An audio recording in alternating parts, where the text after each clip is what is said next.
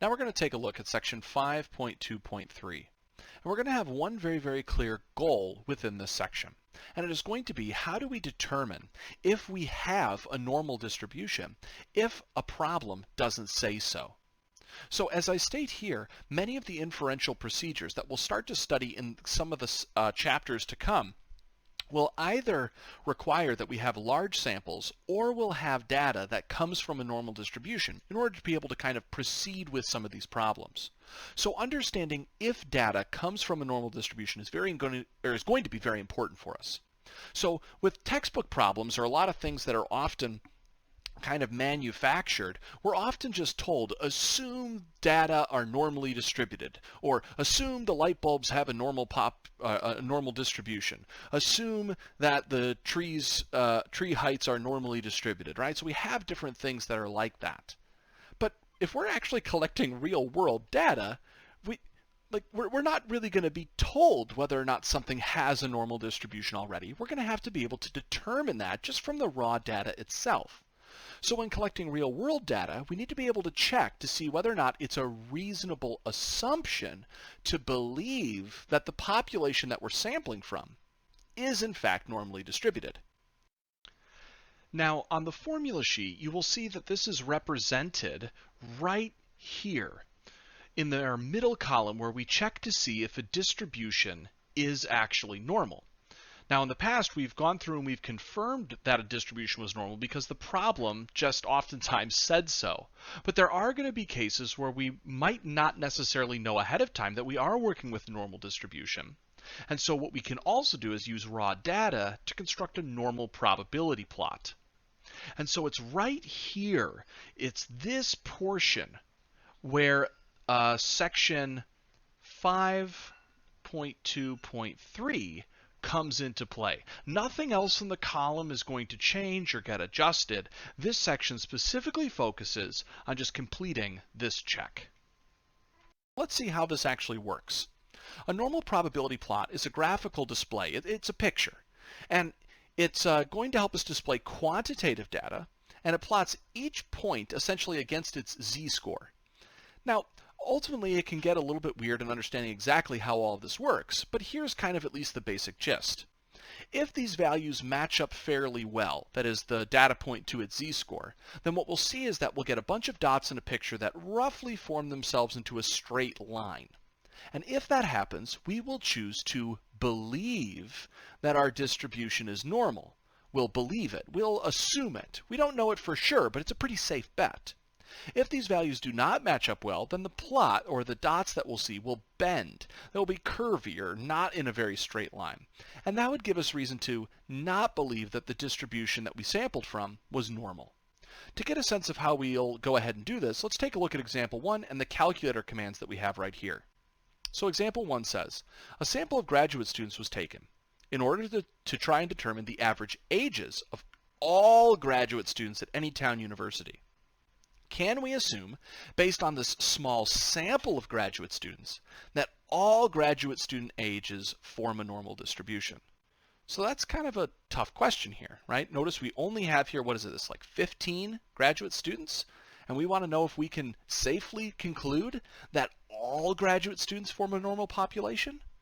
Well, that's the goal here of this section. How do I use this small sample to make an inference about the entire population? All right, so let's switch over to our calculator and see how we can actually go ahead and create one of these normal probability plots.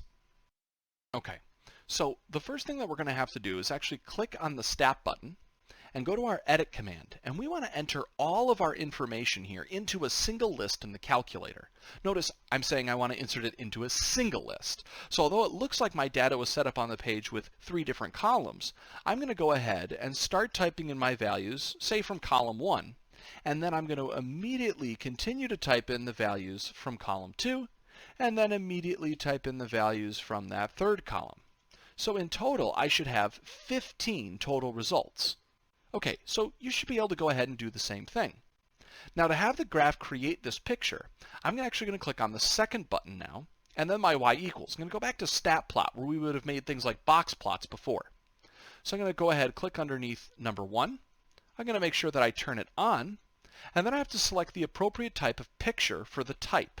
I'm not creating a box plot. I'm actually going to go and select this very last option over here. And you can get that by clicking the right arrow. Okay, I'm going to click the right arrow. Finally, I'll click Enter. And once I click Enter, it'll update the rest of what it requires on the page. The first thing it wants to know is, where's my data? Well, I already put my data in list 1, so I don't have to change that. But if you put yours in a different list, you might have to adjust. This value here, the data axis, we're never going to have to change that. Just always leave that as X. Pretend it's not even an option. Everything else here is just something for you to go ahead and try to customize your picture to be unique in your own person.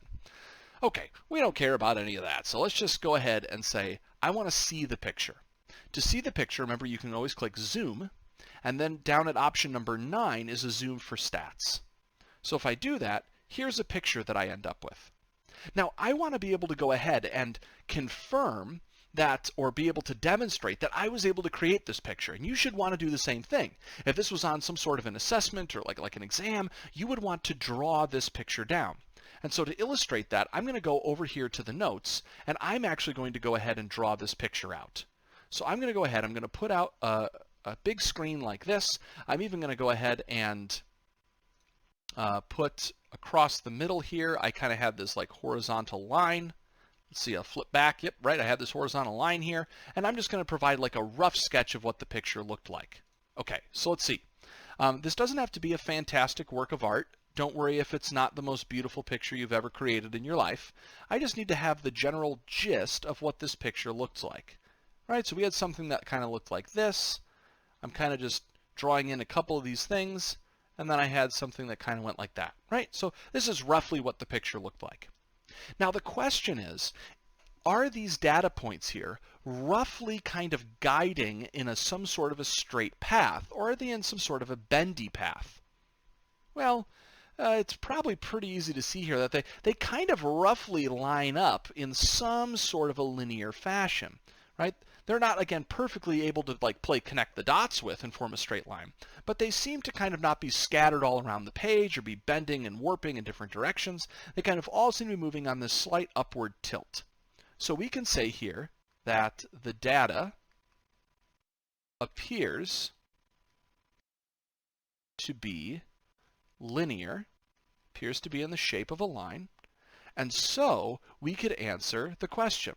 We could say, yes, it is reasonable to assume the data of graduate student ages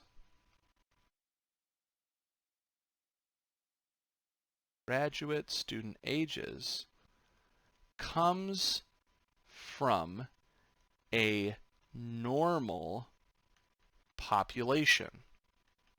Or another way to say that would be that we could say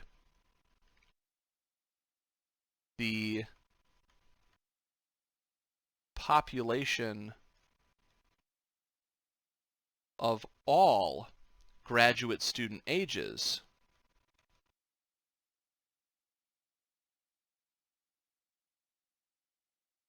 form a normal distribution.